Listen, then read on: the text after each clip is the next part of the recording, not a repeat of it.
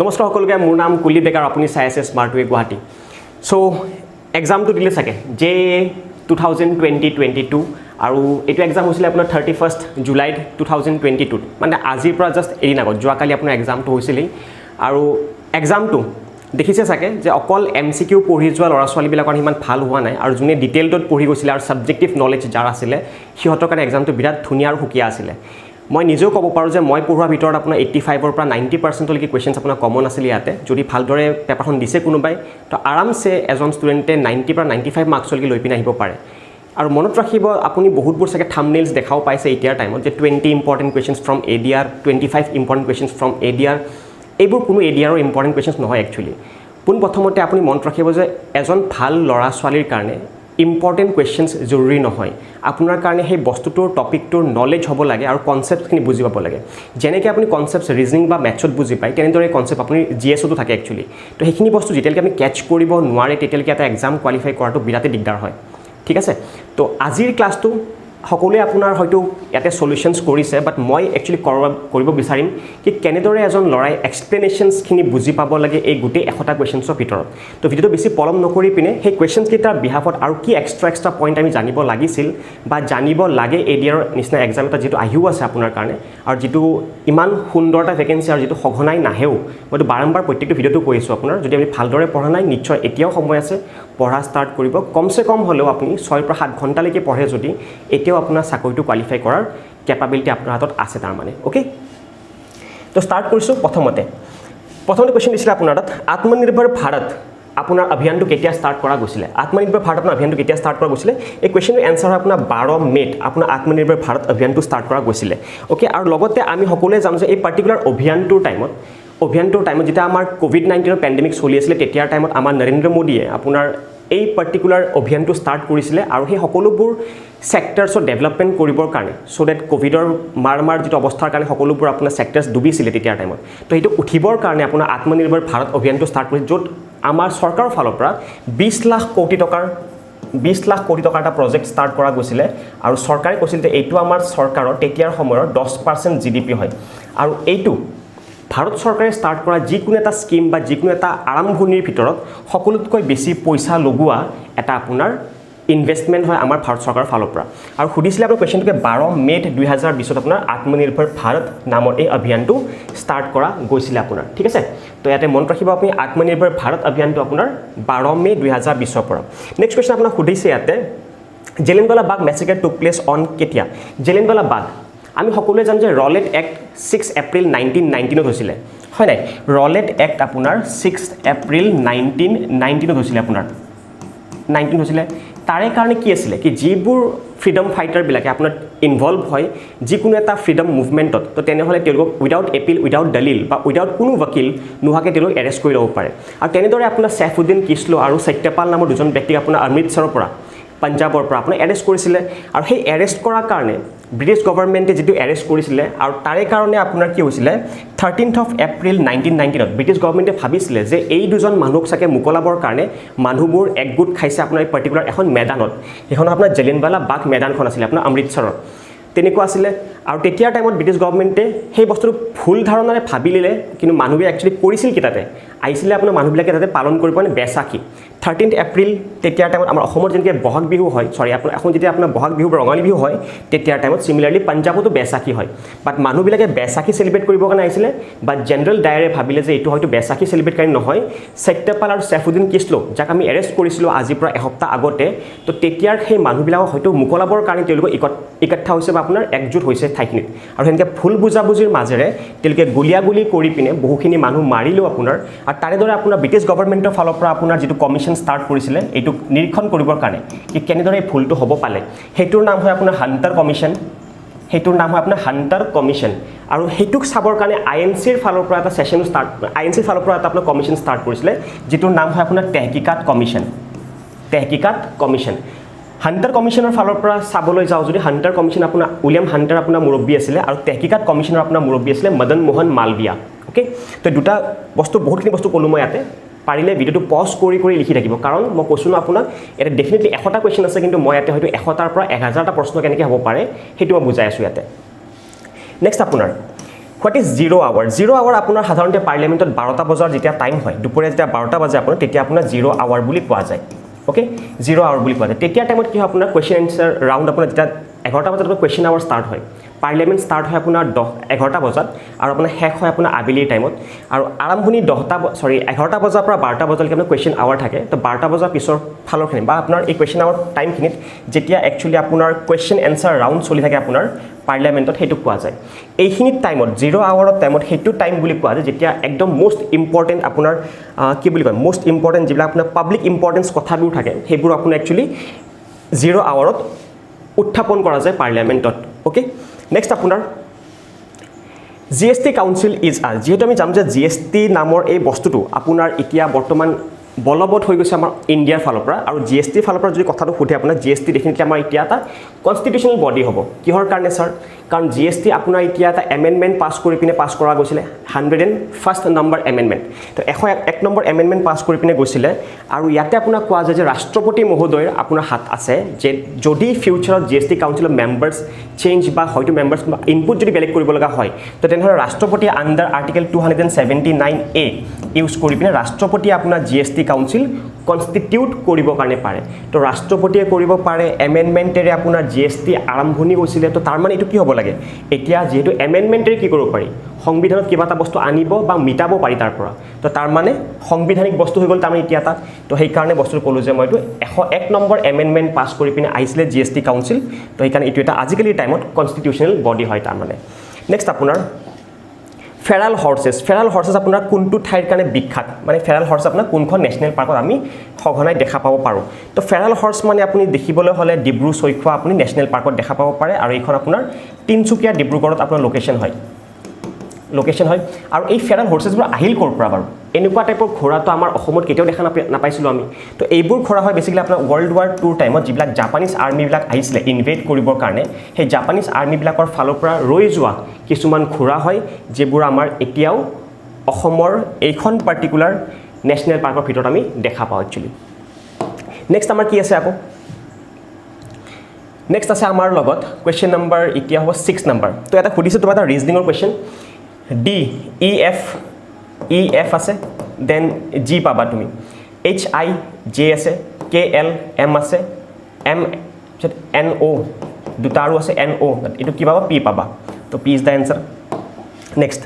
the ratio of the daily wages of two workers 4:3 হয় one gets 13 rupees more than the other what are their daily wages এজনে আনজনতকৈ কিমান টকা বেছি পায় 13 টকা আপোনাৰ বেছিকৈ পায় 13 টকা বেছিকৈ পায় তো এজনে আনজনে কিমান ৰেশিও বেছি পায় এটা ৰেশিও বেছি পায় এটা ৰেশিওৰ ভ্যালু যদি 13 টকা হয় 6টা ৰেশিওৰ ভ্যালু তেনেহ'লে আপোনাৰ তাত 52 টকা হ'ব লাগে 3টা ৰেশিওৰ ভ্যালু হ'ব লাগে আমাৰ তাত 39 তো তাৰ মানে দুটাৰ পইচা 39 আৰু 52 হ'ব লাগিছিল তো এইটো এনসাৰ মই অপচন নম্বৰ 8 দেখা পাই আছো next which is the first composer of sonnet in Assamese literature Assamese literature আপোনাৰ sonnet নামৰ মানে sonnet বুলি যেটো কথা কম আমি সেই sonnet-খন প্ৰথমবাৰ আপোনাৰ কোনটো ৰাইটাৰে লিখিছিলে আপুনি সেইটো কথা সুধিছিলে আৰু প্ৰথমখন sonnet হয়নো কি আপোনাৰ প্ৰথমখন sonnet হয় আমাৰ কাৰণে প্ৰিয়তমাৰ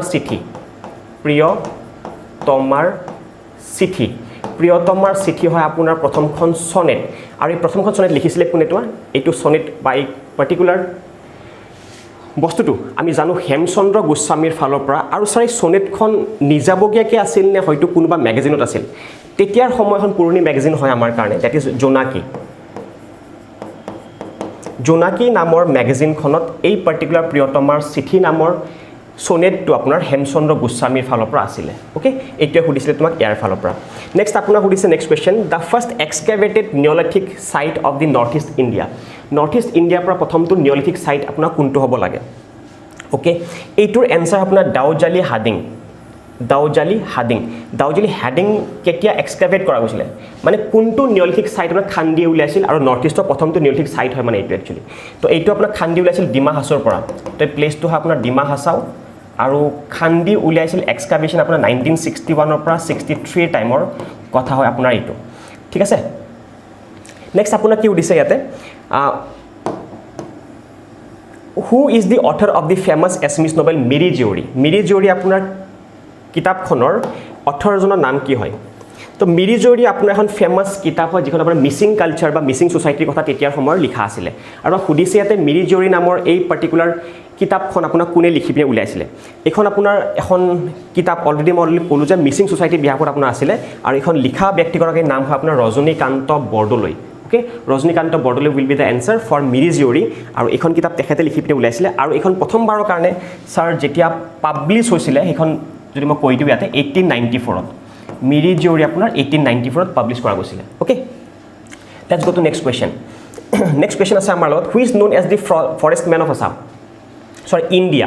ফৰেষ্ট মেন অফ ইণ্ডিয়া বুলি আমি ইয়াৰ ভিতৰত কাক কওঁ ৰাজেন্দ্ৰ সিং আছে যাদৱ পায়েং আছে সুন্দৰলাল বহুগুণা আছে আৰু চন্দ্ৰী প্ৰসাদ ভট্ট আছে তো এইগৰাকী ব্যক্তি আমাৰ অসমৰ এজন ৰিনাউণ্ড এনভাইৰমেণ্টেলিষ্ট আৰু তেখেত হয় আপোনাৰ যাদৱ পায়েং ন' ডাউট সকলোৱে এই এনচাৰটো জানে চাগে বাকী যাদৱ পায়েঙৰ বিভাগত ক'বলৈ হ'লে 2015 চনত তেখেত আপোনাৰ আছিলে পদ্মশ্ৰী এৱাৰ্ডী আছিলে আৰু যাদৱ পায়েঙৰ ফালৰ পৰা যিখন ফৰেষ্ট তেখেতে বনাইছে যোৰহাটত সেইখন ফৰেষ্টৰ নাম হয় মলাই forest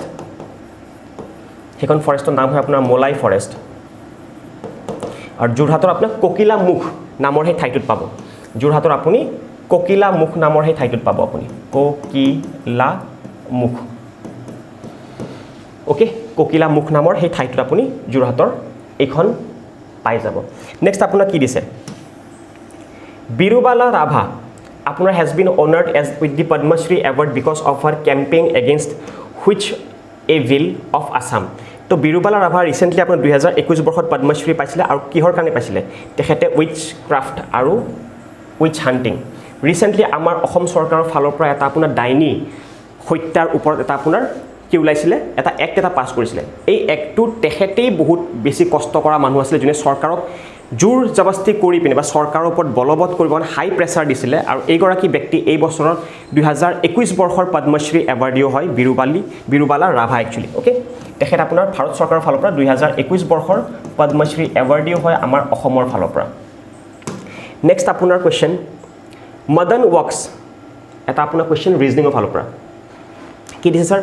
Madan walks 20 metre towards south okay let's see মদনে 20 মিটাৰ টুৱাৰ্ডছ নৰ্থ মদনে 20 মিটাৰ টুৱাৰ্ডছ নৰ্থ খোজকাঢ়ে এইটো ষ্টাৰ্টিং পইণ্ট হয় মদনৰ ওকে দেন নেক্সট সুধিছে তোমাৰ তাত এণ্ড টাৰ্ণছ ৰাইটৰ ফালে টাৰ্ণ কৰে ছাৰ 30 গ'ল তাৰমানে দেন তোমাৰ কৈছে দেন হি টাৰ্ণছ ৰাইট আকৌ ৰাইটৰ ফালে টাৰ্ণ কৰে এণ্ড ৱাক্স 35 মিটাৰ অলপ লম্বা হ'ব তো 35 মিটাৰ এইবাৰ গ'ল ৰাইটৰ ফালে খোজকাঢ়ি পিনে হি দেন টাৰ্ণছ লেফ্ট এতিয়া তলৰ ফালে অহা মানুহৰ লেফ্ট কেতিয়া হ'ব মোৰ ৰাইটৰ ফালে হ'ব ওকে তো he then turns left and walks 15 metre আকৌ এনেকৈ লেফ্ট টাৰ্ণ কৰি 15 মিটাৰ গ'ল সেই মানুহজন তলৰ ফালে অহা মানুহ আছিলে ফাইনেলি হি টাৰ্ণছ লেফ্ট এতিয়া লেফ্ট গৈ মানে ওপৰৰ ফালে এণ্ড ৱাক্স 15 আৰু লেফ্ট গৈ পিনে 15 গ'ল তাৰমানে তো 15 গ'ল এইখিনি খতম হৈ গ'ল মোৰ in which direction and how much distance is he from the starting point এইটো আছিলে আৰু তেখেত পালে এইখিনিলৈকে তো এইখিনি ছাৰ এইখিনি 20 আছিলে আৰু এইখিনি ছাৰ গোটেই মিলি 35 আছিলে তো 15 মানে ডেফিনেটলি এইখিনিও 20 হ'ব তো ধুনীয়া মানে এইখিনি মানে মোৰ 20 এইখিনি 20 এইটো 20 মোৰ যোগ লাগি যাব তাৰমানে ঠিক আছে তো কিমান দূৰত্বত আছে ছাৰ এইখিনি ছাৰ 30 এইখিনি 30 ওপৰত যিহেতু 30 আছে আৰু এইখিনি ছাৰ 15 হ'ব তলত যিহেতু 15 আছে তো 30 আৰু 15 মিলি 45 হৈ গ'ল 45 in which direction is he from the starting পইণ্টৰ পৰা কোনটো ডাইৰেকশ্যন তো ছাৰ এনেকৈ গুচি যোৱা মানে এইটো ইষ্ট ফালে হয় নহয় জানো তো তাৰমানে 45 মিটাৰ ইষ্টৰ ফালে আছে মানুহজন সুন্দৰ তো মানুহজন ছাৰ 45 মিটাৰ ইষ্টৰ ফালে কাৰেক্ট এনচাৰ দিছেও ল'ৰাজনে এইটো next Rupam spends 20% of his salary in food 5% in cloth 2% as investment in this 3 items he spends 5400 the amount of his salary is ৰূপমে আপোনাৰ এইখিনি তাৰ চেলাৰী হয় 100% তাৰ চেলাৰী হয় তাৰে পৰা সি 20% খৰচা কৰি আছে 20% সি খৰচা কৰি আছে কিহৰ কাৰণে ফুডৰ কাৰণে দেন আকৌ সি 5% ক্লথৰ কাৰণে খৰচা কৰি আছে দেন আকৌ সি 2% ইনভেষ্টমেণ্ট কৰি আছে 2% ইনভেষ্টমেণ্ট হি স্পেণ্ডছ 5400 গোটেই স্পেণ্ড কৰে 5400 তোমাৰ স্পেণ্ড কিমান হয় 27 তো তোমাৰ 27 হিয়াৰ 5400 তোমাৰ 27 হিয়াৰ 5400 তো তাৰমানে ছাৰ তোমাৰ 1 হিয়াৰ কিমান হ'ব 200 হ'ব তোমাৰ 100 হিয়াৰ কিমান হ'ব 200 পিছফালে আৰু দুটা শূন্য হৈ যাব তোমাৰ যদি 1 হিয়াৰ যদি 200 হয় তো তোমাৰ 100 হিয়াৰ কিমান হ'ব দুটা শূন্য আৰু এক্সট্ৰা আহিব তাৰ তাত সৰি দুটা শূন্য আৰু এক্সট্ৰা আহিব তো এইখিনি তাৰ 200 লগত দুটা শূন্য এক্সট্ৰা 20000 তো 100 আছিল তাৰ এমাউণ্ট অফ হিজ চেলাৰী তো 20000 will be the answer okay sir ঠিক আছে গৈছোঁ এতিয়া নেক্সট কুৱেশ্যনৰ ফালে নেক্সট কুৱেশ্যন কি দিছে আমাৰ তাত নেক্সট কুৱেশ্যন আছে আমাৰ লগত যে white revolution in India is associated with white revolution কিহৰ কাৰণে এছ'চিয়েটেড তো হোৱাইট ৰেভলিউশ্যন আমি প্ৰথমটো কুৱেশ্যন হিচাপে জি এছত সদায় চাই থাকিব লাগে ৰেভলিউশ্যনছবিলাক হোৱাইট ৰেভলিউশ্যন কি ৰেড ৰেভলিউশ্যন কি পিংক ৰেভলিউশ্যন কি গ্ৰীণ ৰেভলিউশ্যন কি চিলভাৰ ৰেভলিউশ্যন কি ৰাউণ্ড ৰেভলিউশ্যন কি বহুত ৰেভলিউশ্যন আছে তোমাৰ তাত তো গোটেইবোৰ ৰেভলিউশ্যন জানিব লাগে আৰু গোটেইবোৰ ৰেভলিউশ্যনৰ ফাউণ্ডাৰবিলাক বা ফাদাৰবিলাকো জানিব লাগে তাৰ ভিতৰত হোৱাইট ৰেভলিউশ্যন সুধিছে তোমাৰ তাত হোৱাইট ৰেভলিউশ্যন সদায় তোমাৰ মিল্কৰ কাৰণে বিখ্যাত আৰু আমি জানো যে ভাৰ্গিছ কিউৰেন তো এইগৰাকী ব্যক্তি হয় আপোনাৰ হোৱাইট ৰেভলিউশ্যনৰ father Verghese Kurien okay KURIEN Kurien আচ্ছা ঠিক আছে দেন নেক্সট কুৱেশ্যন আমাৰ তাত কি আছে নেক্সট কুৱেশ্যন দিছে আমাৰ লগত The minimum age for attaining driving license in India for geared vehicle is geared vehicle কাৰণে আপোনাৰ মিনিমাম কিমান বছৰ হ'ব লাগে আপোনাৰ ড্ৰাইভিং লাইসেন্স এটেইন কৰিব 18 বছৰ হ'ব লাগে যদি আপোনাৰ আনগেয়াৰ্ড দিয়ে বা এনেকুৱা কিছুমান ভেহিকেল যাৰ আপোনাৰ 50 যেটো আমি জানো যে আপোনাৰ 50 সিসিৰ গাড়ীবিলাক আমি সাধাৰণতে স্কুটি এখন আপোনাৰ 100 সিসি থাকে আপোনাৰ তো 50 সিসি বা তাৰে তলৰ যদি কিবা গাড়ী কোনোবাই যদি চলাই তো সেই লৰাজন আপোনাৰ 16 বছৰ হলেও হৈ যাব যদি পেৰেন্টেল পাৰমিশন থাকে মানে 50 সিসিৰ তলৰ গাড়ী যদি কোনোবাই চলাব বিচাৰে ভাৰতবৰ্ষত তেনেহলে 16 বছৰটো তেখেতে এপ্লাই কৰিব পাৰে লাইসেন্স আৰু লগতে পেৰেন্টছৰ কনসেন্ট থাকিব লাগিব হেতুটো বেলেগ কোৱেশ্চন হৈ গল যদি ইয়াতে সুধিছে যে মিনিমাম এজ ফৰ এটেইনিং আ লাইসেন্স গেয়াৰ্ড ভেহিকেলৰ কাৰণে গেয়াৰ থকা ভেহিকেলৰ কাৰণে আপোনাৰ 18 বছৰ হ'ব লাগিব মিনিমাম লাইসেন্স প্ৰাপ্ত এটা বয়স নেক্সট আপোনাৰ তাত কি আছে So what is the new name of the Motera Cricket Stadium after it has been renovated? নতুনটো নাম কি হয় Motera Cricket Stadiumৰ তো Motera Cricket Stadiumৰ নতুনটো নাম হয় আপোনাৰ নৰেন্দ্ৰ মোদী ষ্টেডিয়াম আপুনি গুজৰাটত পাব আৰু বৰ্তমানৰ টাইমত এখন আপোনাৰ পৃথিৱীৰ ভিতৰত লাৰ্জেষ্ট ক্ৰিকেট ষ্টেডিয়াম হয় লাৰ্জেষ্ট ক্ৰিকেট ষ্টেডিয়াম হয় পৃথিৱীৰ ভিতৰত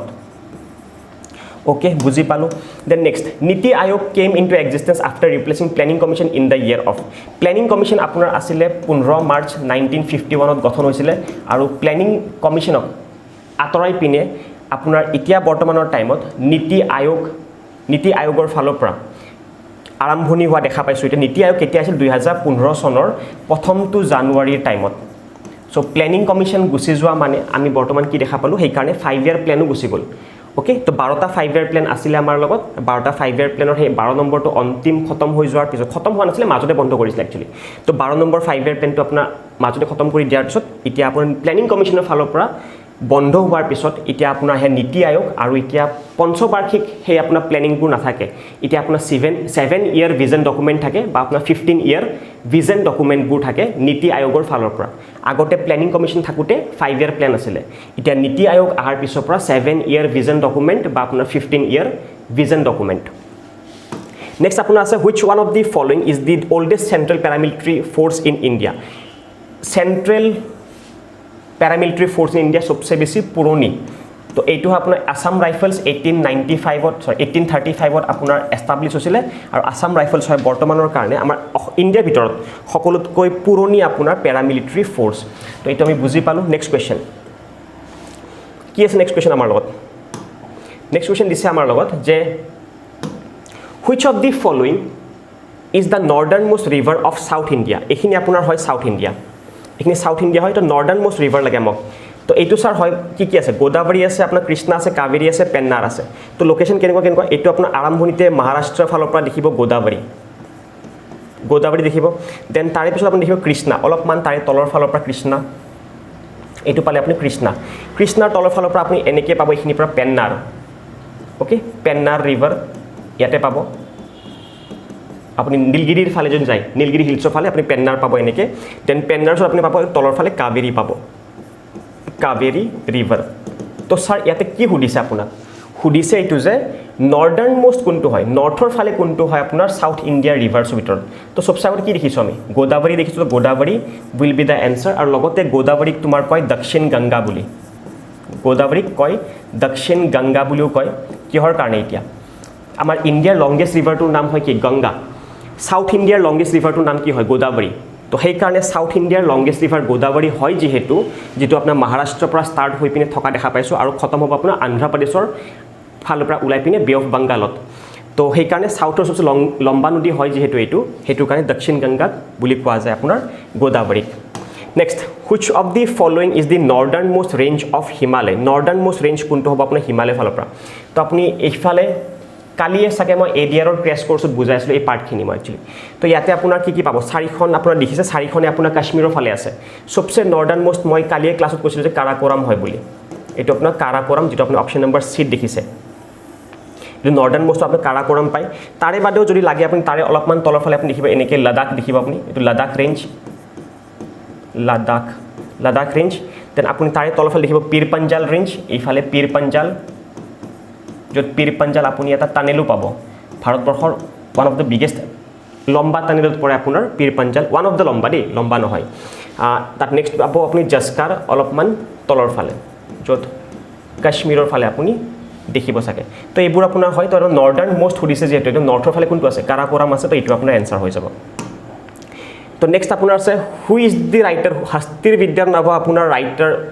হস্তিৰ বিদ্যাৰ নাভা ৰাইটাৰজন কোন হয় আপোনাৰ তো ডেফিনেটলি এনচাৰটো সুকুমাৰ বৈকাৰ্ড হয় কিহৰ কিতাপ হয় এইখন হয় কিতাপ আপোনাৰ এলিফেণ্টৰ লাইফৰ ওপৰত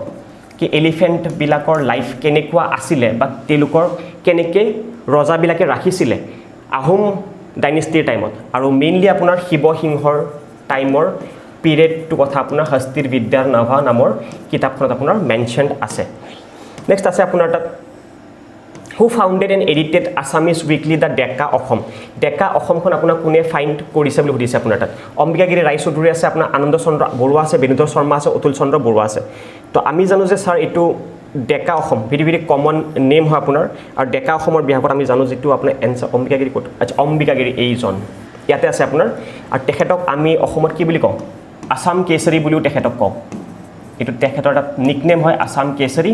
বা যদি আছাম কেশৰী মনত ৰাখিব ইচ্ছা নাই এক্সট্ৰা আপুনি মনত ৰাখিব পাৰে লায়ন অফ আছাম বুলি তেখেতৰ আন এটা নাম হয় নেক্সট আছে আমাৰ লগত অলপ ফাষ্ট ফৰৱাৰ্ড কৰি আছোঁ কাৰণ বহুতখিনি কুৱেশ্যন কৰিব লাগে মই আকৌ নেক্সট আছে আপোনাৰ তাত আৰু কি আচ্ছা in which year was petroleum বা crude oil discovered in Assam by the British rulers discover কেতিয়া কৰিছিল ডিস্কভাৰ আপোনাৰ কৰিছিলে 1825ত যেতিয়া আপোনাৰ বাৰ্মিজ ইনভেশ্যন চলি আছিলে তেতিয়াৰ টাইমত আপোনাৰ এইটো বস্তু ডিস্কভাৰ কৰা গৈছিলে লেফটেনেণ্ট আৰ উইলকক্সৰ ফালৰ পৰা কোনে ডিস্কভাৰ কৰিছিলে লেফটেনেণ্ট আৰ উইলকক্স কেতিয়া ছাৰ 1825 চনত বাট তেতিয়াৰ টাইমত সিমান বেছি গুৰুত্ব দিব পৰা নাছিলে কিহৰ কাৰণে এতিয়া বাৰ্মিজক খেদা টাইম চলি আছিলে আপোনাৰ 1826 তাৰ এবছৰ পিছতে আকৌ ইয়াণ্ডাবু ট্ৰিটিও চাইন কৰিব লগা আছিলে তো এইখিনি টাইমত বিজি আছিলে ব্ৰিটিছ চৰকাৰ তো সেইকাৰণে এইখিনি টাইম বেছি আপোনাৰ গুৰুত্ব দিয়া নগৈছিলে বাট লেটাৰ অন 1860ৰ টাইমত তেতিয়া আপুনি অইল ৱেলবোৰ ডাগ কৰাও দেখা পালে আৰু তেন্তে লাহে আপুনি হয়তো 1901 চনত অসমৰ প্ৰথমটো আপোনাৰ ৰিফাইনাৰী ডিগবৈ ৰিফাইনাৰী আপুনি হৈ যোৱা দেখা পালে ইয়াতে আৰু যদি সোধে আপোনাক যে প্ৰথমটো অইল ৱেল কেতিয়া ডাগ কৰা গৈছে অইল ৱেল কেতিয়া প্ৰথমটো খান্দিছিলে সেইটো সুধিলে আপোনাৰ এনচাৰটো 1866 হ'লে হয় অইল ৱেল প্ৰথমটো কেতিয়া ডাগ কৰিছিলে সেইটো হ'লে 1866 কেতিয়া অইল ডিস্কভাৰ কৰিছে 1825 ডিগবৈ ৰিফাইনাৰী 1901ত ওকে বহুতখিনি কৈছোঁ মই ইয়াতে in which hill of Assam is Hayagriva Madhav temple located শনিবাৰে এই কথাষাৰ মই গোটেইকেইটা টেম্পলৰ বিহাফত হিলছ কৈ আছিলোঁ অসমত এনেকুৱা 17টা টেম্পল আছে যিকেইটাৰ বিহাফত আপুনি হিলছবিলাকো জানিব লাগে APSC এক্সামছত নিশ্চয় জানিব লাগিবও আপোনালোকে ঠিক আছে তো ইয়াতে আপোনালোকৰ এতিয়া কৈছে সন্ধ্যাচলৰ বিহাফত আপুনি জানে বশিষ্ঠ মন্দিৰ আপোনাৰ সন্ধ্যাচলৰ বিহাফত হয় মণিকূটৰ বিহাফত আপোনাৰ হয়গ্ৰীৱ মাধৱ কুৱেশ্যনটো ইয়াতে আছিলে নীলাচলৰ বিহাফত আমি কামাখ্যা মন্দিৰ নীলাচলৰ বিহাফত চিনিব লাগে দেন চিত্ৰাচলৰ বিহাফত আমি জানো যে ডেট ইজ নৱগ্ৰহ মন্দিৰটো হয় চিত্ৰাচলৰ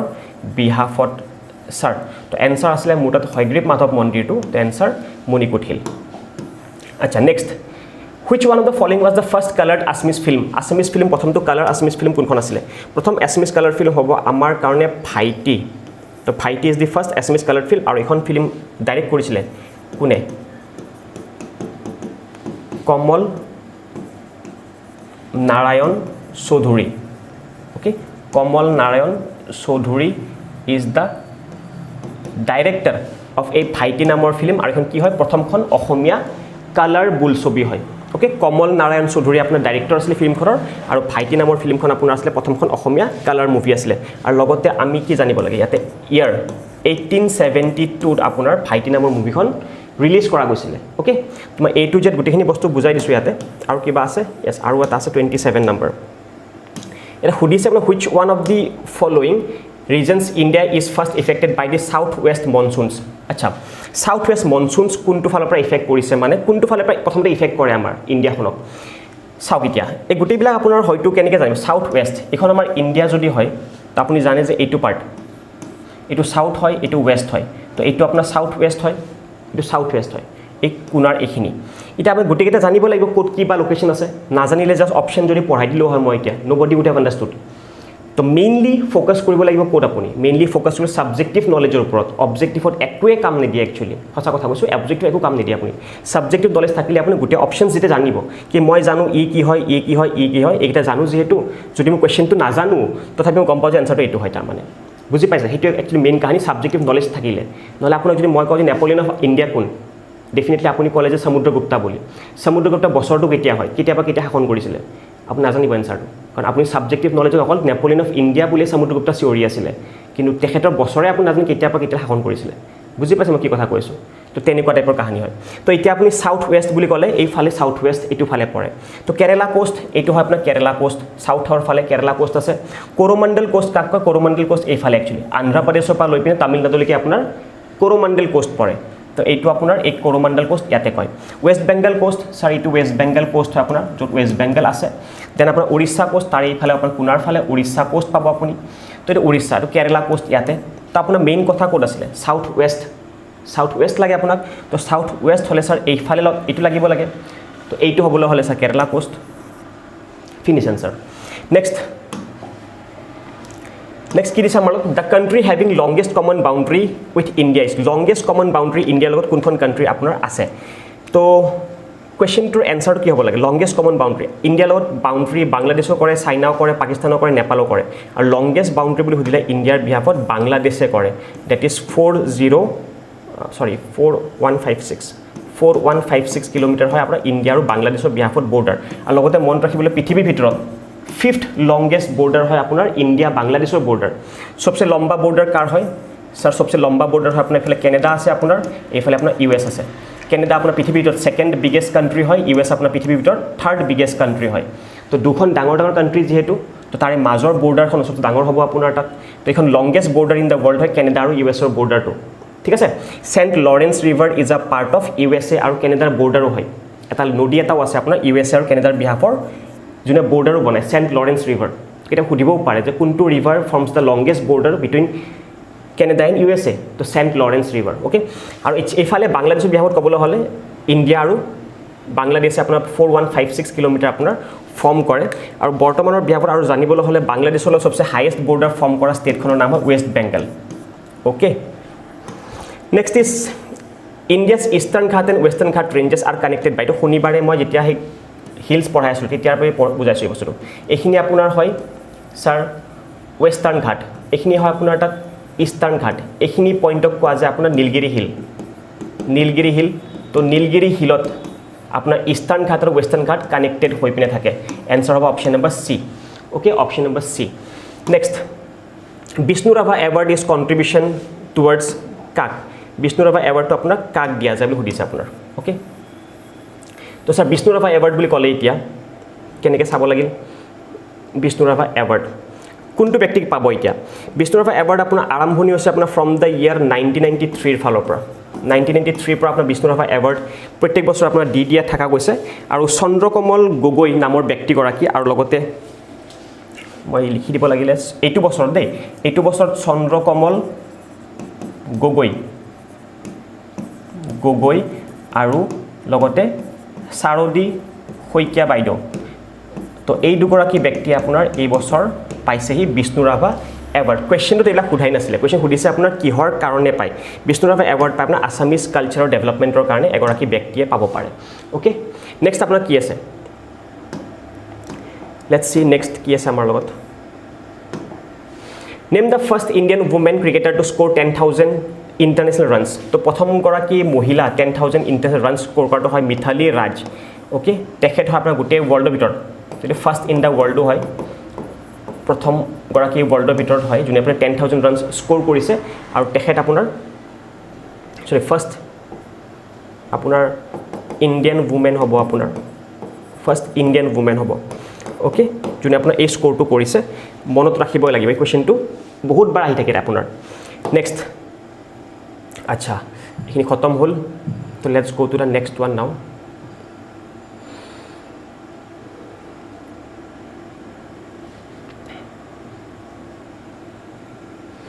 তো নেক্সট আছে আপোনাৰ 32 নম্বৰ in which year the following the preamble of the constitution has been amended preamble আপোনাৰ কেতিয়া এমেণ্ড কৰা গৈছিলে 1976 42nd নম্বৰ এমেণ্ডমেণ্টত আপোনাৰ প্ৰিএম্বল এমেণ্ড কৰা গৈছিলে বাৰম্বাৰ মনত ৰাখিব প্ৰিএম্বলৰ বিহাফত যদি কিবাও এমেণ্ডমেণ্ট আহে 42nd নম্বৰ amendment it is one of the lengthiest সকলোতকৈ লম্বা এমেণ্ডমেণ্টৰ ভিতৰতো এখন আপোনাৰ এমেণ্ডমেণ্ট আছিলে ইমান লম্বা আছিল যে এইখন এমেণ্ডমেণ্টক আমি মৰমতে মিনি কনষ্টিটিউশ্যন বুলিয়ে কওঁ মিনি কনষ্টিটিউশ্যন বুলিয়ে কওঁ ওকে এইখন এমেণ্ডমেণ্ট আপুনি ইম্পৰ্টেণ্ট ৰাখিব মনত বাকি 36 44 খনো আপোনাৰ ৰাইট টু প্ৰপাৰ্টি আঁতৰাবৰ কাৰণে 44th নম্বৰ এমেণ্ডমেণ্ট ইউজ কৰা গৈছিলে 1978ত মোৰাৰজী দেশাই চৰকাৰে ইউজ কৰিছিলে এইখন নেক্সট আপোনাৰ as per which amendment act the right to property এই ক'লোৱে মই মাত্ৰ ৰাইট টু প্ৰপাৰ্টি আপোনাৰ এমেণ্ডমেণ্টখন 31st নম্বৰ আৰ্টিকেলটো আঁতৰাই দিলে যেহেতু আপোনাৰ এইটো এটা ফাণ্ডামেণ্টেল ৰাইট আছিল আগতে তো ফাণ্ডামেণ্টেল ৰাইট যেহেতু আঁতৰি গ'ল আৰ্টিকেলো যেহেতু বিহাফত আছিলে সেইটো আঁতৰি যাব তাৰ মানে তো ইয়াতে সেইটো কথাই কৈছে ইয়াতে আৰ্টিকেল 31টো আপোনাৰ এতিয়া বৰ্তমান ডিলিট কৰি দিয়া গৈছে ইয়াতে তো আপোনাক সুধিছে কোনখন এমেণ্ডমেণ্টৰ কাৰণে হৈছে এইটো তো actually 44th number amendment is responsible for right to property আঁতৰি যোৱাৰ কাৰণে একচুৱেলি অ'কে মন থাকিব সকলোৰে next is ex officio chairman of Rajya Sabha এইটো আৰু পঢ়াব লগা বস্তু নহয়ে তথাপিও এইটো এনচাৰটো হ'ব ভাইচ প্ৰেচিডেণ্ট অফ ইণ্ডিয়াক এক্স অফিচিয়েল চেয়াৰমেন বুলি কোৱা যায় কিহৰ ৰাজ্যসভাৰ মেইন মুৰব্বী ৰাজ্যসভা যিখন চেয়াৰত বহে তো সেইটো হয় আপোনাৰ ভাইচ প্ৰেচিডেণ্ট বহে তো সেইটো কাৰণে তেখেতক এক্স অফিচিয়েল চেয়াৰমেন বুলি কোৱা যায় নেক্সট আপোনাৰ who can appoint the attorney general of India attorney general of ইণ্ডিয়াক কোনে এপইণ্ট কৰে তো attorney general of India election commissioner of India হয় নাই এনেকুৱা ধৰণৰ ব্যক্তিবিলাক তেওঁলোকৰ ফালৰ পৰাই এপইণ্টমেণ্ট বুলি ক'লে প্ৰেচিডেণ্ট অফ ইণ্ডিয়া এপইণ্ট কৰে আৰু বৰ্তমানৰ টাইমত আমাৰ প্ৰেচিডেণ্টটো বদলিছে এতিয়া আকৌ নতুনকৈ তো she is 15th number president of India her name is Droupadi Murmu তো দ্ৰৌপদী মুৰ্মু বৰ্তমানৰ যিটো আমি দেখিলোঁ ফাৰ্ষ্ট ট্ৰাইবেল প্ৰেচিডেণ্ট অফ ইণ্ডিয়াও হয় আৰু ভাৰতবৰ্ষৰ ক্ৰনলজি চাবলৈ যাওঁ যদি তো 15 নম্বৰ প্ৰেচিডেণ্ট হ'ব আমাৰ ইণ্ডিয়াৰ ফালৰ পৰা নেক্সট আপোনাৰ কি সুধিছে ইয়াতে তালিমেৰেন আও নামৰ এই ব্যক্তিগৰাকী আপোনাৰ ফৰ্মাৰ ইণ্ডিয়ান কেপ্টেইন আছিলে then the Naga hills district কিবা কিবি আছে আপোনাৰ তালিমেৰেন আও সুধিলে এনচাৰ হ'ব আপোনাৰ ফুটবল সদায় অ'কে কিহৰ কাৰণে কাৰণ 1948ত যিখন আপোনাৰ অলিম্পিক হৈছিলে ছামাৰ অলিম্পিক 1948ৰ ছামাৰ অলিম্পিকখনৰ যেতিয়া আমাৰ ভাৰতবৰ্ষই পাৰ্টিচিপেট কৰিছিলে ইন টাৰ্মছ অফ ফুটবল সেই ফুটবল টীমটোৰ কেপ্টেইন আছিলে এই তালিমেৰেন আও নামৰ ব্যক্তিগৰাকী তেতিয়া আমাৰ অসমৰে পাৰ্ট বুলি ক'ব পাৰি নাগালেণ্ডক যেনে 1963ত আঁতৰি গৈছে আপোনাৰ নাগালেণ্ড তো তালিমেৰেন আও মই মৰমতে ক'বলৈ অসমীয়া বুলি ক'লেও ভুল নহ'ব তাৰ মানে but apart from the part Naga হয় তেখেত অ'কে আচ্ছা in which year did Jammu and Kashmir become union territory in India Jammu and Kashmir কেতিয়া আপোনাৰ ইউনিয়ন টেৰিটৰী হৈছিলে তো এইটো 31st of অক্টোবৰত হৈছিলে আপোনাৰ 2019 লগতে লাডাখো আপোনাৰ ছেইম ডে আৰু লাডাখ আপোনাৰ কি হয় বৰ্তমানৰ কাৰণে সবচে ডাঙৰ লাৰ্জেষ্ট ইউনিয়ন টেৰিটৰী আপোনাৰ লাডাখ পৰিব এনচাৰটো ঠিক আছে 2019ত বুলি কৈছোঁ মই এইটো লাডাখ হওক বা জম্মু এণ্ড কাশ্মীৰ দুটাই আপোনাৰ 31st অক্টোবৰ 2019ৰ টাইমত next the election commission of India was establish on the basis of election commission of India আপোনাৰ কোনটো বেচিছত আপোনাৰ এষ্টাব্লিছ হয় তো ইলেকশ্যন কমিশ্যন অফ ইণ্ডিয়া বিহত আৰ্টিকেল এটাই মনত ৰাখিব লাগে 324 কোনে এপইণ্ট কৰে অলপ আগতে মই কৈ আছিলোঁ ৰাষ্ট্ৰপতি এপইণ্ট কৰে অ'কে ভাগৰ লাগিছে মানে কওঁতে বাট ষ্টিল সকলোবোৰ বস্তু এটা ছেকেণ্ড পজ কৰি লিখিব কিন্তু অ'কে কাৰণ ইমানখিনি জ্ঞান দিব পৰা এটা ভিডিঅ'ৰ ভিতৰতে মইতো নিবিচাৰোঁ বা হয়তো মইতো নাজানো কি অসমৰ কোনোবা এনেকুৱা চেনেল আছে নাই বাট আই থিংক নাই চাগে কাৰণ এটা ভিডিঅ'তে ইমানখিনি বস্তু কোৱা মইতো দেখা নাই আজিলৈ এতিয়া অসমৰ চেনেলত তো কাইণ্ডলি প্ৰত্যেক ছেকেণ্ড পজ কৰি লিখিব যদি পাৰে next IMF is an agency that provides loans for the post-World War II reconstruction কিবা কিবি এনেকুৱা টাইপ দিয়া আছে IMF আপোনাৰ কিয় লোন দিয়ে IMF আপোনাৰ লোন দিয়ে বেসিক্যালি শৰ্ট টাৰ্ম লোন দিয়ে আপোনাৰ ডেভেলপমেণ্ট কৰিবৰ কাৰণে যদি আপোনাৰ কিবা ইণ্টাৰনেশ্যনেল ডেফিচিটছ আছে যদি তো মানে সাপোজ মই যদি কিবা এখন কাণ্ট্ৰিৰ পৰা কিবা এটা বস্তু কিনিলোঁ সেইখন কাণ্ট্ৰিত যদি মই কিবা এটা ধাৰ মাৰিব লগা হয় তো সেই ধাৰটো মই কোনখন বেংকৰ পৰা আনিব পাৰিম তেনেহ'লে ইণ্টাৰনেশ্যনেল মনিটাৰী ফাণ্ডৰ পৰা মই আনিব পাৰিম IMFৰ পৰা IMFৰ হেডকোৱাৰ্টাৰ হয় আপোনাৰ ক'ত ৱাশ্বিংটন ডিচিত ओके सर वाशिंगटन DC है अपना IMFर हेडक्वार्टर नेक्स्ट खत्म क्वेश्चन नेक्स्ट आइसो एबार if a student is mark 13th एटू टपिक मेंटल एबिलिटी मैं आज केदिन मागते बुझाइছো मात्र ओके কি কৈছে ইয়াতে আপোনাৰ if a student is mark 13th from the right and 8 from the left sir 13th from the right 13 number from the right এটা ষ্টুডেণ্ট আপোনাৰ আছে 13 নম্বৰত বহি আছে ৰাইটৰ ফালৰ পৰা আৰু 8 নম্বৰত বহি আছে লেফটৰ ফালৰ পৰা 8 নম্বৰত বহি আছে তো আপোনাক কৈছে হাউ মেনি ষ্টুডেণ্টছ আৰ দেয়াৰ মই বুজাইছিলোঁ কি আপোনাৰ টোটেল মানে হয় left side plus right side -1 লেফ্টৰ ফালৰ পৰা আছে 8 নম্বৰ ৰাইটৰ ফালৰ পৰা 13 নম্বৰ -1 তো এনসাৰ হ'ব 20 ঠিক আছে next Consider the year as 2021. Ratul is the oldest and he will turn 25 in the year 24. 2021 বৰ্ষটো consider কৰিব কাৰণে কৈছে তোমাক কৈছে কি কৈছে Ratul is the oldest and he will turn 25 তো তাৰ মানে turn 25 কেতিয়া in the year 24 24ত Ratul নামৰ ব্যক্তিগৰাকীৰ কি হ'ব কৈছে যে তাৰ 25 বছৰ হ'ব তো তাৰমানে 2021ত কিমান হ'ব 3 বছৰ কমি আছে তো 22 বছৰ হ'ব কাৰ কথা কৈছো মই Ratulৰ কথা কৈ আছো Ratul Prabhat is half the age of Ratul. বৰ্তমান এটো ইয়াৰ কনসিডাৰ কৰিব দিছে তোমাক Prabhat নামৰ ব্যক্তিটো তোমাৰ কোন হয় Prabhat হয় তোমাৰ half of the age মানে Prabhat হ'ব 11 তাৰ মানে Prabhat হ'ব 11 While Bitul is 4 years older than Prabhat Bitul নামৰ ব্যক্তিগৰাকী আপোনাৰ 4 years older হ'ব আপোনাৰ কাৰ প্ৰভাৱতকৈ তো Bitul 15 বছৰ হ'ব ঠিক আছে How old will be Prabhat in the year 24 Prabhat 24 কিমান হ'ব সো 11 পৰা আৰু 4 কিমান বছৰ যাব 4 বছৰ আছে হয় না আপোনাৰ যদি দিছে ইয়াতে 22 বছৰ যদি তেখেতৰ হয় 3 বছৰ আগত ন তো 22 বছৰ তেনে 11 বছৰ আছিল আৰু প্ৰভাত নামৰ ব্যক্তিগৰাকী আপোনাৰ 3 বছৰ পিছত তাৰ 14 বছৰ হ'ব তো 14 বছৰ হ'ব 24ত প্ৰভাতৰ তো 14 হলে অপচন নম্বৰ সি ঠিকে কৰিছে লৰাজনে আচ্ছা next A train is 300 meter long crosses a platform 900 meter in 1 minute ঠিক আছে 1 মিনিটত 1 মিনিট মানে কিমান হৈছে 60 সেকেন্ড 60 সেকেন্ড টাইম মানে কি হয় টাইম মানে ডিসটেন্স বাই স্পিড যেটো আপোনাৰ question 2 ট্ৰেন প্ল্যাটফৰ্মৰ হয় ডিসটেন্স কিমান হ'ব চাইটা 300 ডিসটেন্স হ'ব 900 হ'ব 300 আৰু 900 মিলি 1200 মিটাৰ কিমান টাইম লগাইছে স্যাৰ টাইম মানে হয় 60 তো ইয়াতে আপোনাৰ সময়টো কম পাই গল সময়টো হ'ব 60 তাৰ মানে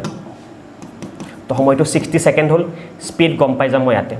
এটো আপুনি সেকেন্ড হল তো স্পিড মই গম পাই গলো স্যার 1200 ডিভাইডেড বাই 60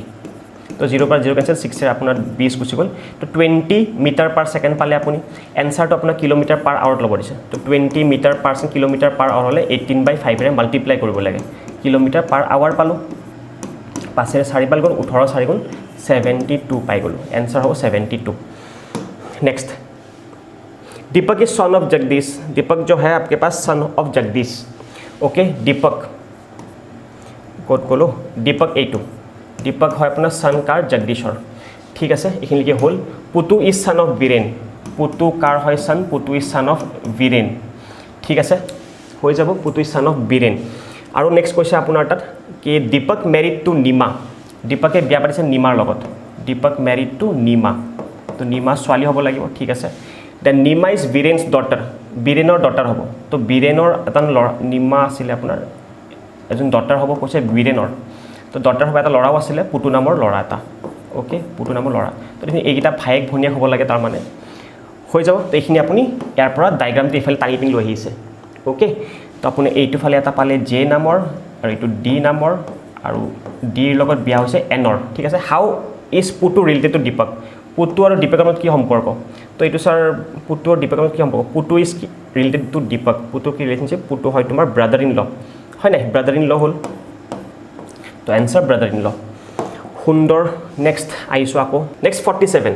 কি দিয়া আছে ম্যাথছ দি ফলোইং কৰিবলৈ লিষ্ট 1 আৰু লিষ্ট 2 এইফালে আপোনাৰ কিছুমান মিনাৰেলছ বোৰ দিয়া আছে এইফালে আপোনাৰ লোকেশনছ বোৰ দিয়া আছে নেলাৰ কোড আছে আপোনাৰ নেলাৰ আছে আপোনাৰ আন্ধ্ৰ প্ৰদেশৰ ফালে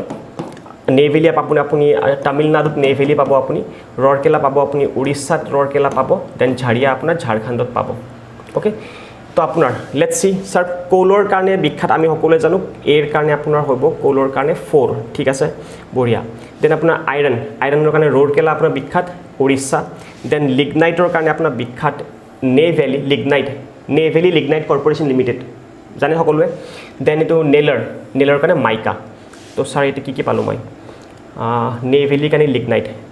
সিৰ কাৰণে 2 পালো ন সিৰ কাৰণে 2 এটাই আছে আপোনাৰ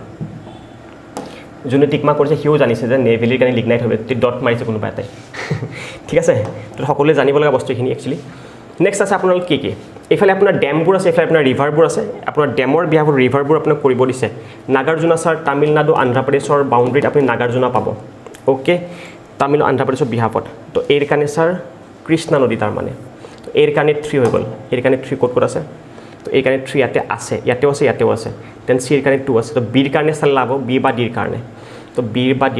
কাৰণে কি আছে এইটো আছে ডিৰ কাৰণে স্যাৰ হীৰাকুদ আছে তো হীৰাকুদ আমি সকলোৱে জানো হীৰাকুদ ইজ ইন মহানদী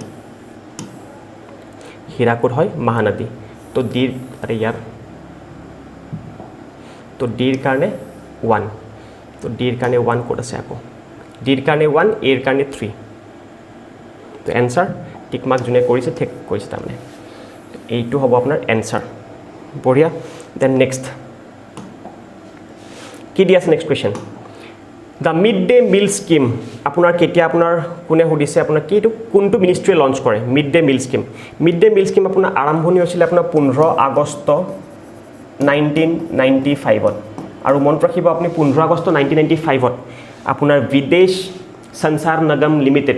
বিদেশ সঞ্চাৰ নিগম লিমিটেডে আপোনাৰ ইণ্ডিয়াত প্ৰথমবাৰৰ কাৰণে ইণ্টাৰনেট সেৱা আৰম্ভণি কৰিছিলে তো ভাৰতবৰ্ষই ইণ্টাৰনেট সেৱা 15 আগষ্ট 1995 পৰাই পাইছে তো এইটো টাইমতে আপোনাৰ মিড ডে মিল স্কিমো আৰম্ভণি কৰিছিলে আৰু লগতে আমি সুধিছে কোৱেশ্চনটো যে কোনে কৰিছে ministry of education mid day meal স্কিমটো আপোনাৰ সুধিছে যে ইজ ইমপ্লিমেণ্টেড বাই দা কোনে ইমপ্লিমেণ্ট কৰে সুধিছে আপোনাৰ তো যদি এনে কোৱেশ্চন মই এনেকুৱা লাগে যদি আপোনাক সুধিছে যে আৰম্ভণিতে কোনে কৰিছিলে আৰম্ভণি আপোনাৰ ministry of human resource and development যেহেতু আজিকালি এডুকেশ্যন ডিপাৰ্টমেণ্টটো এক্সট্ৰা হৈ গৈছে আপোনাৰ তো সেইটো কাৰণে যদি এতিয়াৰ বিহাফত এনসাৰটো সোধা আছে তাৰমানে মোৰ হিচাপত এইটো হ'ব যেন লাগে এনসাৰটো ঠিক আছে এইটো অলপমান তেনেকুৱা টাইপত যদি ৱাজ সুধিলে হয় তেনেহ'লে মোৰ হিচাপত এইটো এনসাৰ হ'লে হয় যদি ইজ সুধিছে মানে বৰ্তমান আজিকালি টাইমত কোনে কৰে সেইটো সুধিছে চাগে তো মিনিষ্ট্ৰী অফ এডুকেশ্যনে কৰে আজিকালি টাইমত এনে আৰম্ভণিৰ টাইমত মিড ডে মিল স্কিম কৰিছিলে আপোনাৰ মিনিষ্ট্ৰী অফ HRDয়ে কৰিছিলে okay next institute of rain forest and moist deciduous forest research institute is situated at Jorhat no doubt in this and question next আপোনাৰ আছে to control degradation and conserve wetlands in the national wetland conservation programme NWCP was initiated in India in the year of okay ৱেটলেণ্ডছবিলাক যিবিলাক Ramsar ছাইটবোৰ দেখা পাওঁ আমি তো এই Ramsar ছাইটছবোৰ sir develop কৰিবৰ কাৰণে বা এনেকুৱা ঠাইত আপোনাৰ যাতে আপোনাৰ জীৱবিলাকৰ হত্যা নহওক বা জীৱবিলাকৰ যেন পৰিস্থিতি বেয়া নহওক তো পৰিস্থিতি বেয়া নহবৰ কাৰণে আপোনাৰ NWCP থাকে আপোনাৰ যিবিলাক ল'ৰা ছোৱালী ফৰেষ্ট ৰেঞ্জৰ কাৰণে পঢ়ি আছে মোৰ ফালৰ পৰা সিহঁতে NWCP বহুত ডিটেইলত পঢ়িছে মোৰ ফালৰ পৰা চাগে তো NWCP আপোনাৰ ৱেটলেণ্ডছবিলাক বা এনেকুৱা আপোনাৰ ফৰেষ্টেল এৰিয়াবিলাকক ঠিক কৰিবৰ কাৰণে স্পেচিয়েলি আপোনাৰ যিবোৰ ৱেটলেণ্ডছবিলাক কাৰণ ভাৰতবৰ্ষত আপোনাৰ 18.4% অফ দ্য এৰিয়া আপোনাৰ ৱেটলেণ্ড হয় তো ইমানখিনিকতো আপোনাৰ চোৱা চিতা কৰিবৰ কাৰণে ডিপাৰ্টমেণ্ট থাকিব লাগিব তো সেইটো ডিপাৰ্টমেণ্টে হয় আপোনাৰ এইটো national wetland conservation programme okay সিহঁতে ৰামছাৰ ছাইটছবিলাকৰ প্ৰগ্ৰেমছবিলাকো চাই ৰামছাৰ ছাইটবিলাকত যাতে খনন কাৰ্য নহয় সেইবিলাকো চাই লগতে যিবিলাকে স্বীকৃতি পোৱা নাই সেইবিলাকতো যাতে এনেকুৱা কোনো হানি হ'ব নোৱাৰে ৱেটলেণ্ডছবিলাকত তো সেইটো কাৰণে NWCP আপোনাৰ কাম কৰি আছে আৰু বৰ্তমান সুধিছে আপোনাক কেতিয়া ফাউণ্ড হৈছিলে বুলি মোৰ হিচাপত 1987 is the answer okay initiated কেতিয়া ইয়েৰত 87ত linking of which of the following rivers was undertaken recently আপোনাক কোনটো আণ্ডাৰটেকেন কৰিছে গোদাবৰী আৰু কৃষ্ণা বুলি নহয় তিনিটা ৰিভাৰ আপোনাৰ একেলগে আণ্ডাৰটেক কৰিছিলে গোদাবৰী কৃষ্ণা আৰু কাবেৰী এটা যদি কাবেৰীও থাকিলে হয় তেতিয়াও এনসাৰ আহিলে হয় তো এটা linking of which of the following rivers was undertaken recently তো তিনিটা ৰিভাৰক আপোনাৰ লিংক কৰা মাথা মাৰিছিলে একচুৱেলি চৰকাৰে লিংক কিয় কৰিব বিচাৰি আছে কাৰণ তেতিয়া লিংক কৰিলে আপোনাৰ যিবিলাক ঠাইত পানী নাপায় সেইবিলাক ঠাইও পানী পাব তেতিয়া সেইবিলাক ঠাইও তেতিয়া ফাৰ্টাইল হৈ যাব বা তেতিয়া আপোনাৰ এগ্ৰিকালচাৰ এক্টিভিটিজ ষ্টাৰ্ট কৰিব পাৰিব অ'কে লেটছ চি আকৌ কি আছে ভালদৰে পঢ়িলে চব পাৰিব যদি এনে ওপৰে পঢ়ে আকৌ তেনেহ'লেতো নপঢ়াই ভাল মোৰ হিচাপত হয় নাই Brahmaputra is an example of drainage Brahmaputra কেনেকুৱা ধৰণৰ ড্ৰেইনেজৰ এক্সাম্পল হয় ব্ৰহ্মপুত্ৰ কি হয় আপোনাৰ এনেকুৱাকৈ আপোনাৰ ছফ্টলি ফ্ল' হৈ থাকে দেন ছাডেনলি আপোনাৰ বহল হৈ যায় ব্ৰহ্মপুত্ৰ তো এনেকুৱা টাইপৰ যেতিয়া এটা ৰিভাৰে নিজৰ আকাৰ দেখাবলৈ লয় তো তেনেহ'লে সেনেকুৱা টাইপৰ ৰিভাৰক এণ্টিচিডেণ্ট ৰিভাৰ বুলি কোৱা যায় এইটো আমাৰ ব্ৰহ্মপুত্ৰ এনেকুৱা টাইপ হয় তো এটা নেক্সট সুধিছে আপোনাৰ average weight of students in a class of 15 and 10 girls 15 আৰু বয়জ আৰু 10টা গাৰ্লছৰ এভাৰেজ ৱেইট 38.4 মানে মই ক'ব পাৰোঁ যে 38.4 এভাৰেজ ৱেইট হয় 25টা মানুহৰ কাৰণে okay if the average of the boys alone is 40 kg boys বিলাক কিমান 15টা আছে তো 15টা বয়জৰ সাৰ আপোনাৰ কৈছে যে 40 kg হয় বুলে তো তাৰ ডেফিনেটলি 25টা গাৰ্লৰ সুধিব তেওঁলোকে what is the average weight of the girls তো সাৰে বাকি 10টা ছোৱালী আছিল ইয়াতে তো সিহঁতৰ এভাৰেজ কিমান হ'লে সুধিছে তো ই ডাঙৰ ই সৰু হ'ব লাগিব কাৰণ মাজত মিডিয়াম থাকিব লাগে তো সৰু হ'ব লাগে তো স্যাৰ এতিয়া 38.4 তো মানে 1.6 কে বৃদ্ধি কৰিছে এওঁলোকে 1.6কে বৃদ্ধি কৰিছে আৰু এনেকুৱা বৃদ্ধি 15টা মানুহে কৰিছে এনেকুৱা বৃদ্ধি 15টা মানুহে কৰিছে তো কিমান হ'ল ছাৰ 15 গুণ 225 15 16 গুণ 240 তো এটা পইণ্ট আছে তো 24 তো 24 বৃদ্ধি হৈ আছে এই 24ক মেকআপ কোনে কৰিব ছাৰ এই 10টা লৰাই মেকআপ কৰিব 24 যে ছাৰ বৃদ্ধি হৈ পিনে আছে এই 24ক মেকআপ কোনে কৰিব 10টা ছোৱালী যেটো আছে সৰি 10টা যেটো ছোৱালী আছিলে 10টা ছোৱালী মেকআপ কৰিব লাগিব তো 10টা ছোৱালী মেকআপ যে কৰিব 2.4 কে মেকআপ কৰিব লাগিব পাৰ এভাৰেজত এইটো টপিকক মই বুজাই থৈ দিছো শৰ্টকাট কেনে কৰিব লাগে 2.4 কে ছাৰ ছোৱালী বিলাকে মেনেজ কৰিব লাগে তো প্লাস আছিলে তো মাইনাস তো মাইনাস 2.4 যদি মই কৰিব লাগে ইয়াতে आंसर হ'ব তোমাৰ 36 option number A next a merchant buys equal number of shirts and trousers and pays 38000 if the cost of 3 shirts is 800 তিনটা শাৰ্টৰ দাম ছাৰ কিমান 800 and that of the trouser is 1000 and that of the trouser এটা ট্ৰাউজাৰৰ দাম sir 1000 টকা হয় ঠিক আছে তো আপোনাক কৈছে যে হাউ মেনি শাৰ্টস ওয়াৰ বট কিমানটা শাৰ্টস কিনিব পাৰিম কৈছে যে আপোনাৰ ইকুৱেল নাম্বাৰ অফ শাৰ্ট আৰু ট্ৰাউজাৰ বাই কৰে okay equal number of shirt আৰু ট্ৰাউজাৰ বাই কৰে দেখাত 62 ছাৰ হলে 60টা যদি ছাৰ ইয়াতে আপুনি ট্ৰাউজাৰ বাই কৰাই দিয়ে তো তাৰ 60000 টকা দেখোন ইয়াতে গুছিয়ে যাব ট্ৰাউজাৰৰ নামতে হি কিনিছেই 38000 ৰ তো তাৰ 60টা ট্ৰাউজাৰ হ'বও নোৱাৰে কাৰণ 60টা ট্ৰাউজাৰ কিনা মানে কি হ'ল কিনা মানে হিয়াৰ তাৰ এটা যদি 1000 কে লাগে 60000 টকা ট্ৰাউজাৰতে গুছি যাব তাৰ তো তাৰ মানে ছাৰ ট্ৰাউজাৰটো তাৰ 60টা নহয় 30টা কথা কৈছো 30টা যদি কিনে তো তাৰ মানে হিয়া 30000 টকা কি হৈ যাব ট্ৰাউজাৰৰ নামত গুছি যাব 30টা যদি ছাৰ এতিয়া হি হেৰি কিনে শাৰ্টটো যদি কিনে কাৰণ ইকুৱেল নাম্বাৰ কিনিছে তো হি ইকুৱেল কিনিছে তো 30টা যদি ছাৰ হি এতিয়া শাৰ্টটো কিনে কিমান পৰিব ছাৰ 8000 পৰিব তিনটা যদি ছাৰ 800 পৰে 30টাত 8000 পৰিব তো ছাৰ 30টা শাৰ্টত 8000 পৰে 30টা পেণ্টত 30000 পৰে দুইটাই মিলি পিনে 38000 পৰে ঠিক আছে 38000 পৰা বুলি কৈছে তো তাৰ মানে 30টাই হ'ব next A clock is set right at 5 am. The clock loses 16 minutes in 24 hours. तो 16 मिनिट के तार कमी থাকে মানে ক্লকটো মানে আপোনাৰ লেট চলি আছে 16 মিনিট কে হি কমি থাকে আপোনাৰ প্ৰত্যেক 24 ঘণ্টা মুৰে মুৰে কেতিয়াবা হয় না আপোনাৰ যে ব্যাটাৰী যেতিয়া আপোনাৰ ঘড়ীত কমি থাকে তো তেতিয়া আপোনাৰ লাহে লাহে ঘড়ীটো চলা ষ্টাৰ্ট কৰে বাট মৰি না যায় তো তেনেকুৱা এটা ঘড়ী এটা আছে আপোনাৰ তো কৈছে যে আপোনাৰ what will be da right time when the clock indicates 10 pm on the 4th day 10টা বজাত 4 নম্বৰ দিনটোত কি হ'ব যেতিয়া 10টা বাজিব আপোনাৰ তোমাৰ হে পুৰণা ঘড়ীটোত তো তেনেহলে হৈছে সুধিছে আপোনাৰ ৰাইট টাইমটো কি হ'ব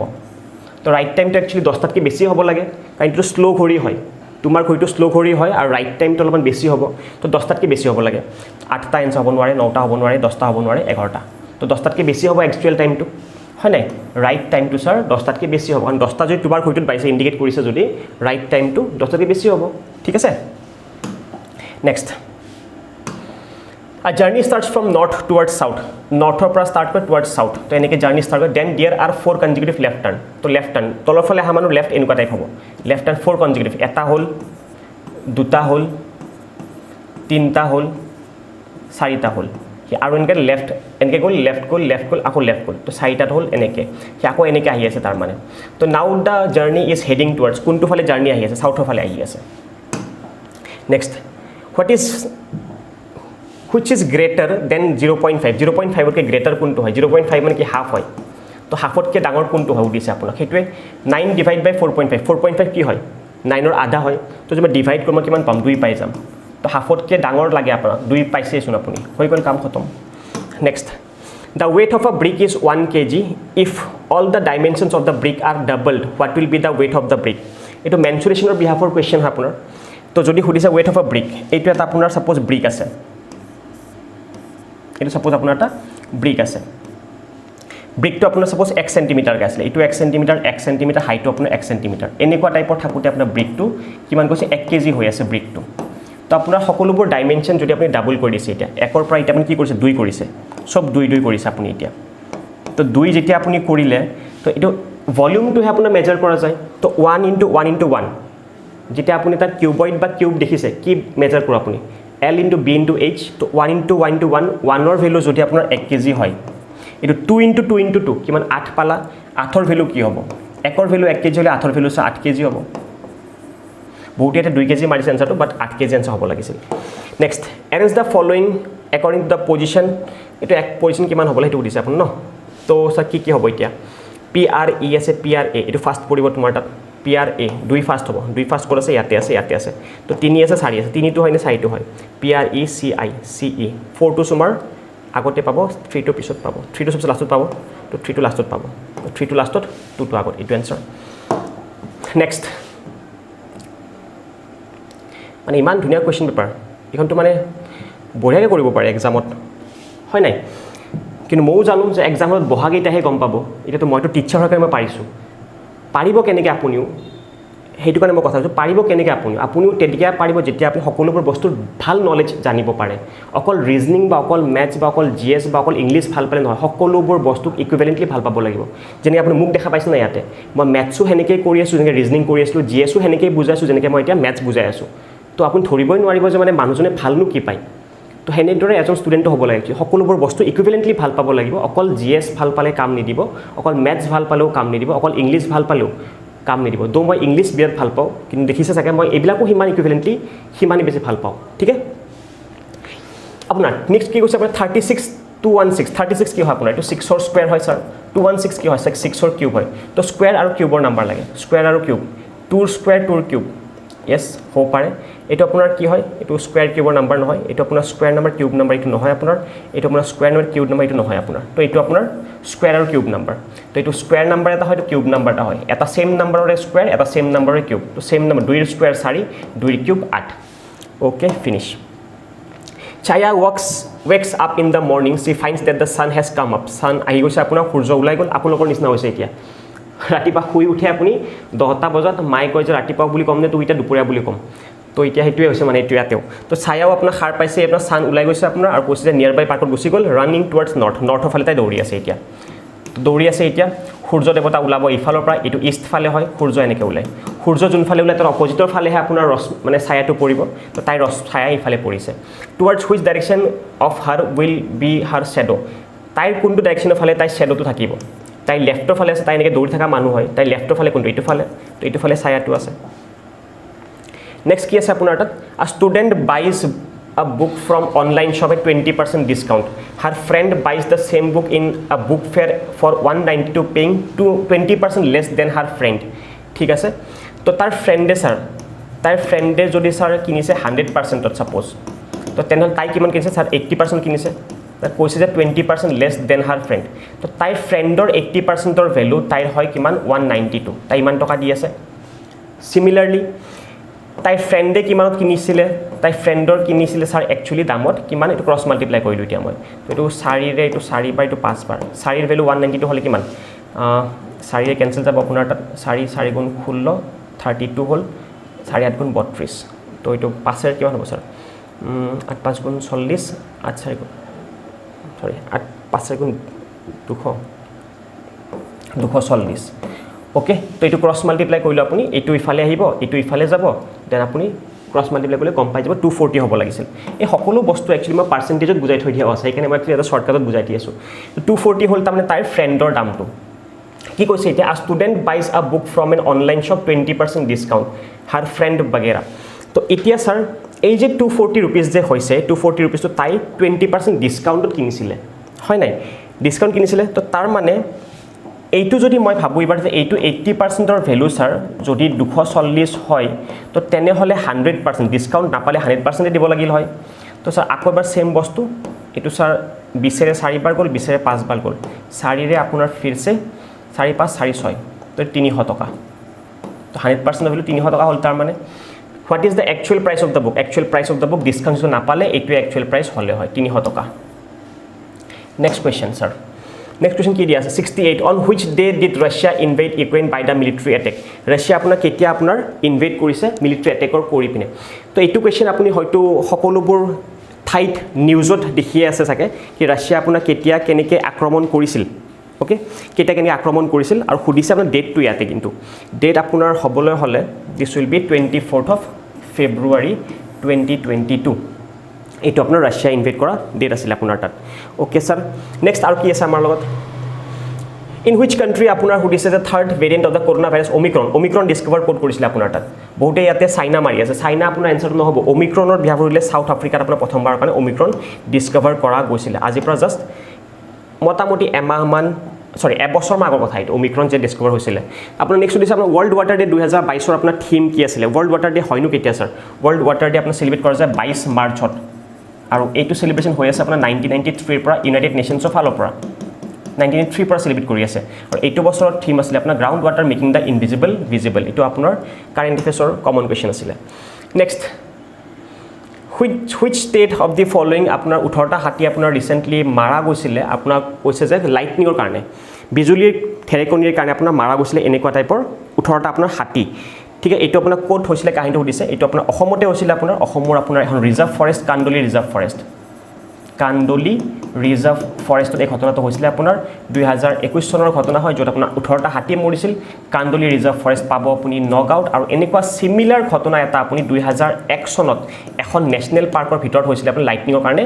য'ত হাতীবোৰ মৰিছিলে সেম 18টা হাতী আছিল আপোনাৰ তাত ওকে হেতু যদি সুধে আপোনাৰ তেতিয়া আপোনাৰ এনসাৰটো হ'ব নামেৰি ৰাষ্ট্ৰীয় উদ্যান ওকে হেতু যদি সুধে আপোনাৰ কি 2001 চনত এনেকে হাতীৰ মৃত্যু হোৱা নেশ্যনেল পাৰ্কখনৰ নাম কি হয় তো তেনেহলে আপোনাৰ ৰাষ্ট্ৰীয় উদ্যান এইখন হ'ব লাগে এনসাৰটো ঠিক আছে দেন নেক্সট আকৌ কি আছে এইফালে আহিছো এবাৰ নেক্সট দিছে আমাৰ লগত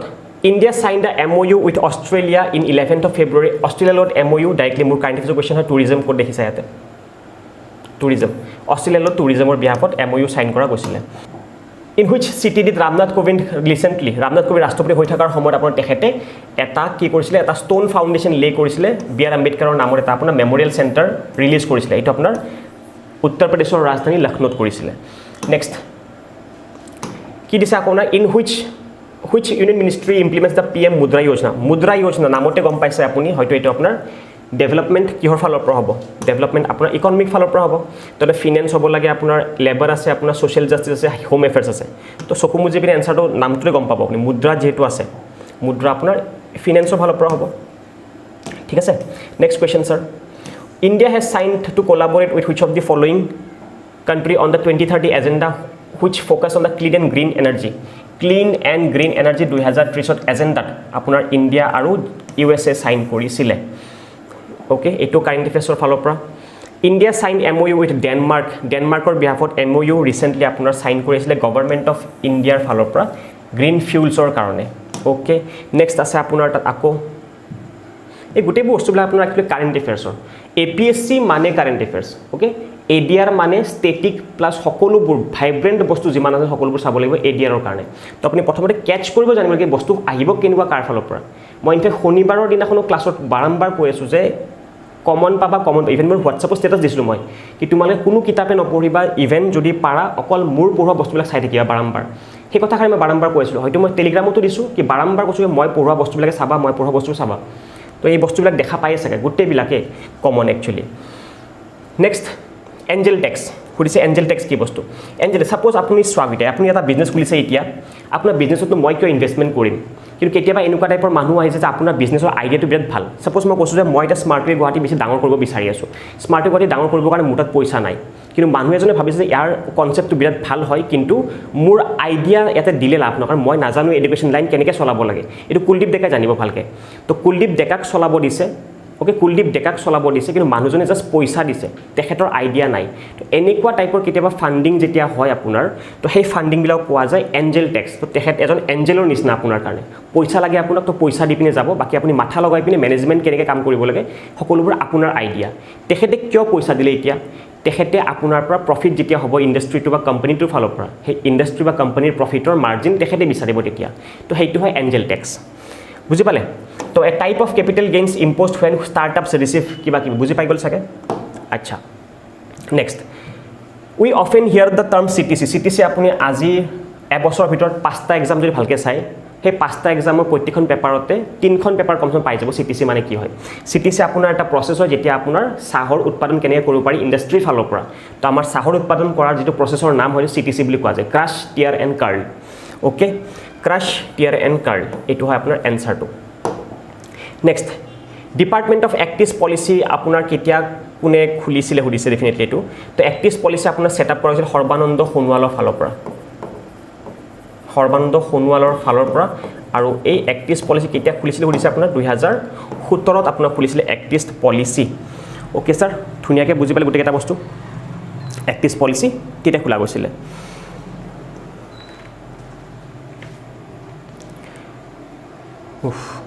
তো let's go to the next one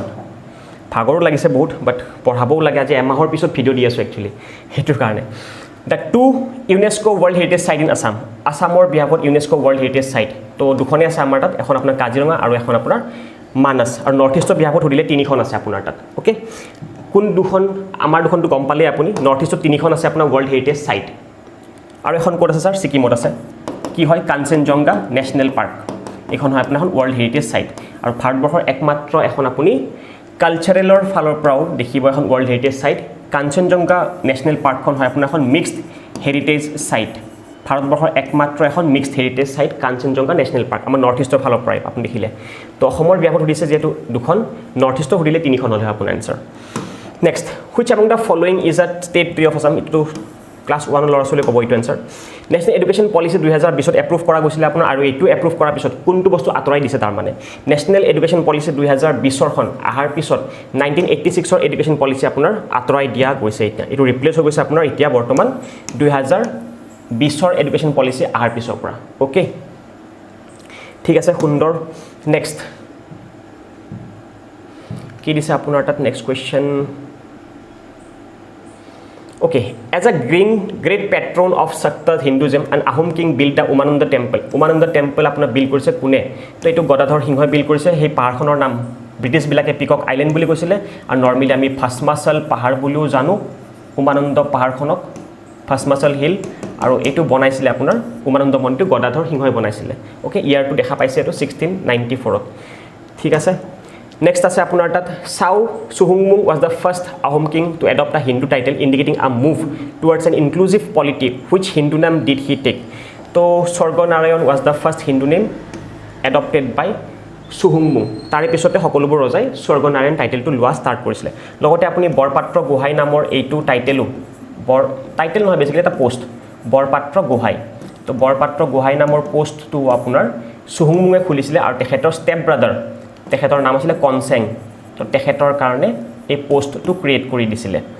তাৰ আগতে বৰগোহাঁই বুঢ়া গোহাঁই আছিলে আৰু লগতে এতিয়া বৰপাত্ৰ গোহাঁইও আমি দেখা পালো কনসেঙৰ কাৰণে খুলি দিছে মানে তাৰে বাদেও আপুনি হদিয়া খোৱা গোহাঁই আৰু মাৰাংগী খোৱা গোহাঁইও আপুনি সুহুমুঙৰ বিহাফতে পাই যাব next who was the ruler of Kashmir at the time of India's independence India's আজাদীৰ টাইমত Hari Singh was the Raja of Kashmir তেখেতে আসলে যোনে আমাৰ ইণ্ডিয়াৰ লগত মাৰ্জ হ'ব বিচৰা নাছিলে ইনিশিয়ালি বাট পিছত তেখেতো মাৰ্জ হৈ গৈছিল আমাৰ ইণ্ডিয়াৰ লগত নেক্সট কি আছে এবাৰ which Assamese film won the first ever national film award president's certificate of merit for the regional language category in 1955 তো regional language category 1955 ৰ বিহাফত কোনখন ফিল্মে আপোনাৰ পাইছে প্ৰেসিডেন্টছ মেডেল একচুয়ালি তো ফিল্মখনৰ নাম হয় পিয়লি ফুকন আৰু এখন ফিল্ম ৰিলিজ কৰিছিলে ডাইৰেক্টৰৰ ফালৰ পৰা আছিলে জানে যদি ডাইৰেক্টৰ হ'ব আপোনাৰ ফণি শৰ্মা তেখেতৰ এটা টাইটেল আমি জানো সকলোৱে নটসূৰ্য ওকে সুন্দৰ নেক্সট প্ৰশ্ন তো ইয়াতে সুধিছে আপোনাৰ কোৱেশ্চনটোত কি which pair of the extremely located Indian cities is connected by the east-west corridor তো এইখন যদি আপোনাৰ ইণ্ডিয়া হয় east-west corridor বুলি সুধিলে east-west আপোনাৰ ইষ্টৰ ফালৰ পৰা আমাৰ ষ্টেটখনৰ অসমখনৰে এখন চিটি হয় শিলচৰলৈকে আপোনাৰ টাচ কৰে আৰু ৱেষ্টৰ ফালৰ পৰা পোৰবন্দৰ গুজৰাটৰলৈকে আপোনাৰ টাচ কৰে এইটো ইষ্ট-ৱেষ্ট কৰিডৰে লগতে যদি আপোনাৰ নৰ্থ সাউথ সুধিলে হয় নৰ্থৰ ফালৰ পৰা আপোনাৰ টাচ কৰা জেগাখনৰ নাম হয় শ্ৰীনগৰ আৰু সাউথৰ ফালৰ পৰা লাষ্ট জেগাখনৰ নাম হয় আপোনাৰ কোচি বা কন্যাকুমাৰী যিকোনো এটা থাকিলে এনসাৰত হেতুৱে কাৰেক্ট হ'ব তো এইটো আপোনাৰ সাউথৰ ফালৰ পৰা নৰ্থ সাউথ কৰিডৰৰ বিহাফৰ এনসাৰটো তো এই গোটেইখিনি আপুনি জানিব লাগিব ইষ্টৰ পৰা ৱেষ্ট সুধিলে আপোনাৰ এইখন চিটি পোৰবন্দৰৰ পৰা শিলচৰলৈকে নৰ্থৰ পৰা সাউথ সুধিলে আপোনাৰ শ্ৰীনগৰৰ পৰা কোচি কন্যাকুমাৰীলৈকে এইকেইটা আপোনাৰ ক'বলৈ গ'লে নেশ্যনেল হাইৱে হয় এইফালৰ পৰা এইফালেকে কানেক্ট কৰাৰ কাৰণে তো এইটো আপোনাক সুধিছিলে ইষ্টৰ পৰা ৱেষ্ট তো আমাৰ অসমৰ শিলচৰৰো চিটিখন আছে বৰাক ভেলীৰ নেক্সট আছে আপোনাৰ লগত who among the following freedom fighters earned the sobriquet of Nightingale of India Nightingale of India বুলি কাক কোৱা যায় আমি জানো যে সৰোজিনী নাইডুক আৰু Nightingale of India বুলি কোৱা যায় কোনে মাতিছিল এই টাইটেলটো দিছিলে আপোনাৰ মহাত্মা গান্ধীয়ে দিছিলে আৰু লগতে মন ৰাখিব লাগে আমাৰ ভাৰতবৰ্ষৰ প্ৰথমগৰাকী গভৰ্ণৰ অফ ইণ্ডিপেণ্ডেণ্ট ইণ্ডিয়া মহিলা যদি সোধে তেনে সৰোজিনী নাইডু হ'ব এনসাৰটো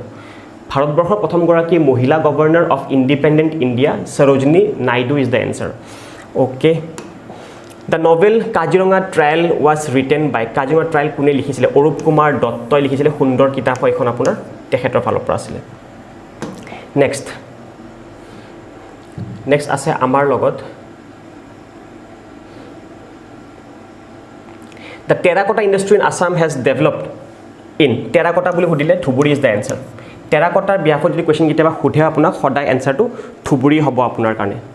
ওকে ধুবুৰী এখন আপোনাৰ ভিলেজ বিৰাট সুন্দৰ terracotta কাৰণে কিটাবা যদি সুধে the answer is Asari Kandi is one of the renowned village আমাৰ অসমৰ ফালৰ পৰা যিখন আপুনি terracotta কাৰণে পাব ওকে এখন ভিলেজ আছে আপোনাৰ ধুবুৰীতে আছে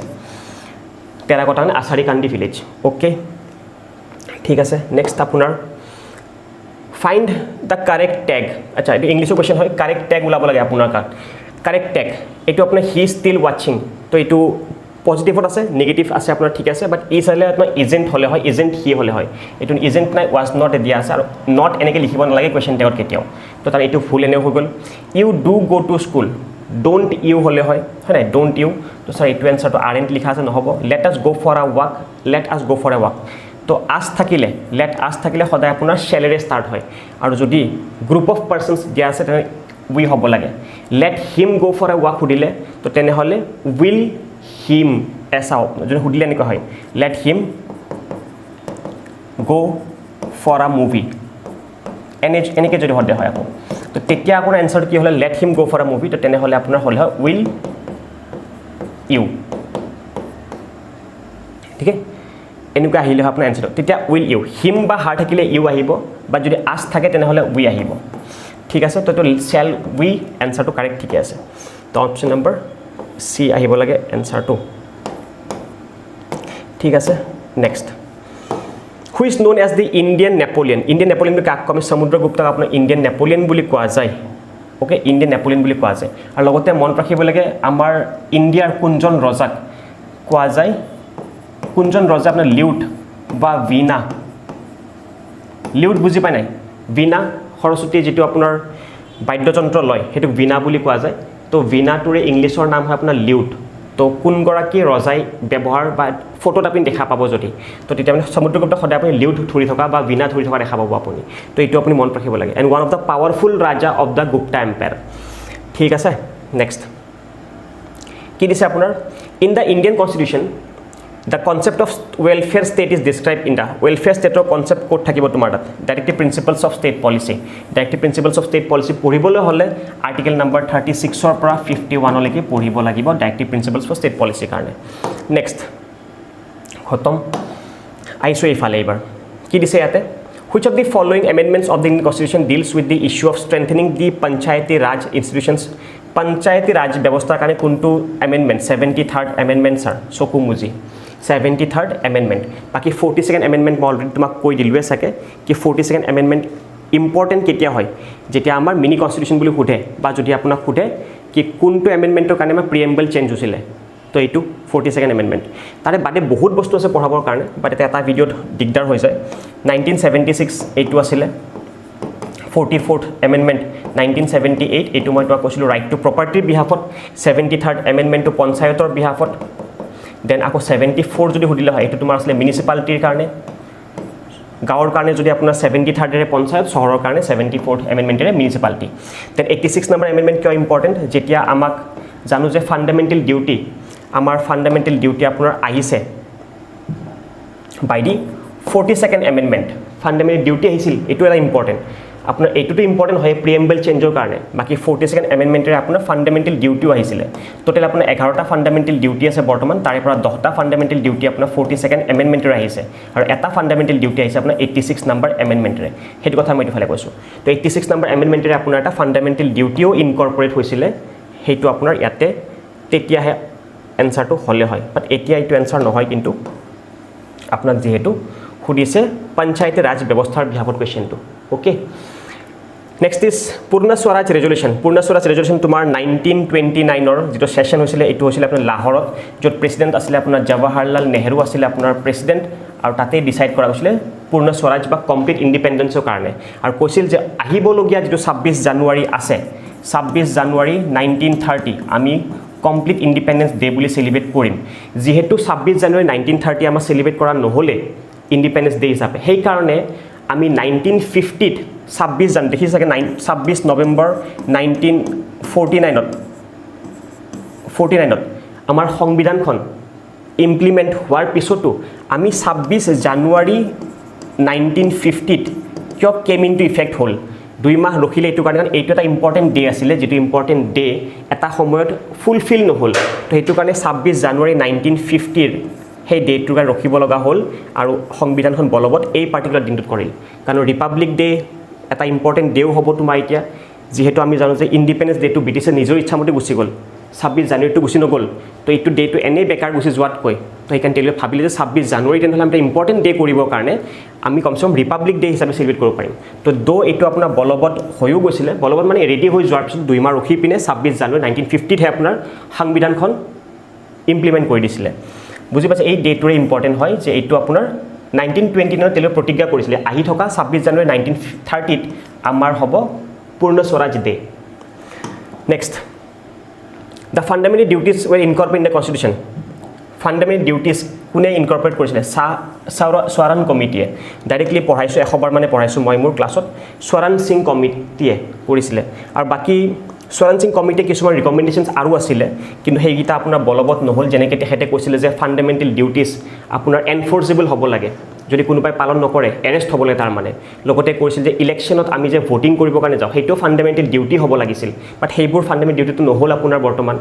বা আপোনাৰ যেটো আমি দেখিছো ভোটিং নহল আপোনাৰ ফান্ডামেন্টাল ডিউটি বা আপোনাৰ বলবৎ যে কৰিব লাগিছিল ফোৰ্সফুলি হেইটো নহল আপোনাৰ এনফোৰ্সেবল নহল তাৰ মানে তো কিছুমান ৰিকমেন্ডেশনছ মানিছে কিছুমান মানা নাই তাৰ মানে কিন্তু ফান্ডামেন্টাল ডিউটিজ বিলাক ৰিকমেন্ড কৰা কমিশনটোৰ নাম স্বৰণ সিং কমিটি আছিলে ওকে নেক্সট কি হ'ব আপোনাৰ তাতে তো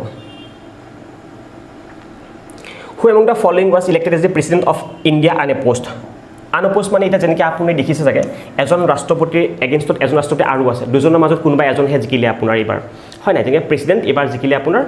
দ্ৰৌপদী মুৰ্মু তো এজগৰাকী এনেকুৱা ৰাষ্ট্ৰপতি আছিলে ভাৰতবৰ্ষত যেটো আমাৰ অসমৰ ফখৰুদ্দিন আলী আহমেদৰ মৃত্যু হোৱাৰ পিছতে আপোনাৰ নীলম সঞ্জীৱা ৰেড্ডি তেখেত যেটো এপইন্টমেন্ট পাইছিলে হেটো আনঅপোজড এপইন্টমেন্ট মানে বেলেগ কোনো তেখেতৰ এগেইনষ্টত উঠাই নাছিলে তেখেতে সিংগল হ্যান্ডি উঠিছিলে তেখেতে জিকিছিলে তাৰ মানে আৰু তেখেতে ভাৰতবৰ্ষৰ ৰাষ্ট্ৰপতি হিচাপে আহিছিলে 1977 ৰ পৰা 82 লৈকে ভাৰতবৰ্ষৰ ৰাষ্ট্ৰপতি আছিলে আনঅপোজড হিচাপে আৰু বাকি এতিয়াটো দেখিলো আমি যে মুৰ্মু নামৰ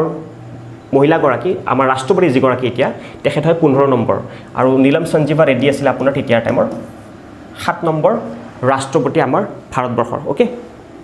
7 নম্বৰ তো সৰি 6 নম্বৰ মানে 6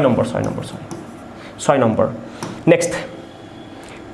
খুদিছে আপোনাৰ কনজাংশন হৈছে I have the greatest respect for his idea I do not agree with him ইয়াতে ৰেসপেক্ট কৰা কথা কৈছে ইয়াতে তুমি এগ্ৰি নকৰা কথা কৈছে এইটো এটা পজিটিভ ষ্টেটমেন্ট এইটো এটা তোমাৰ নেগেটিভ ষ্টেটমেন্ট পজিটিভ আৰু নেগেটিভ ষ্টেটমেন্টক এটা কেনেকুৱা কনজাংশনে জুৰাবা তুমি এতিয়া বিকজ এ বুজাই কাৰণ I have not gone to school because I was sick মই কিয় যোৱা নাই কাৰণটো কি হয় মোৰ বিহাপত কাৰণটো হয় যে মই গা ভাল নাছিলে মোৰ তো বিকজ এ কাৰণ বুজাই এইটো কাৰণ নহয় একচুয়ালি মই এগ্ৰি নকৰা কথা আছে মই এইটাক ৰেসপেক্ট কৰো আটা এগ্ৰি নকৰো তো এইটো কাৰণ কোনো নহয় হেন্সে তোমাৰ বুজাই এটা তোমাৰ কনক্লুজন ঠিক আছে যেনেকৈ মই দৰমহা পালো হেন্স মই শপিং কৰিবৰ কাৰণে গুছি গলো তো কাৰণটো বুজাই মানে হেন্স যেতিয়া মই কম কি এইটো এটা কনক্লুডিং ওয়াৰ্ডছ হয় এইটো হোৱাৰ লাষ্টৰ এনসাৰটো hence dear for dear after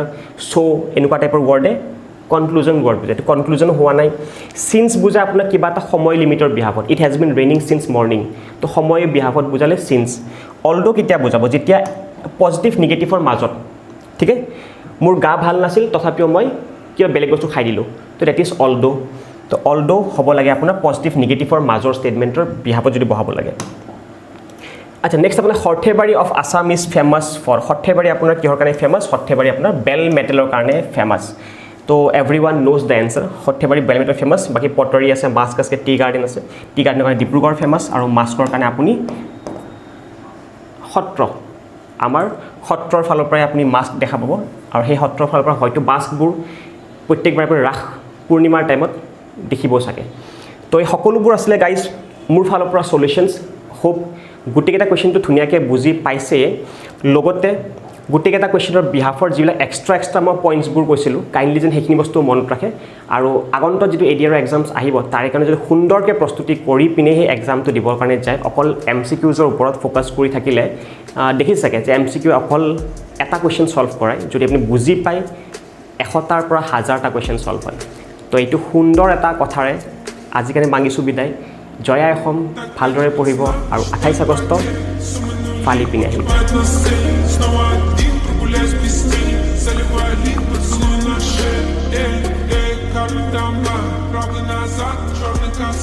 Вижу твой взгляд, теперь многоярд, мог тебя взять, но ты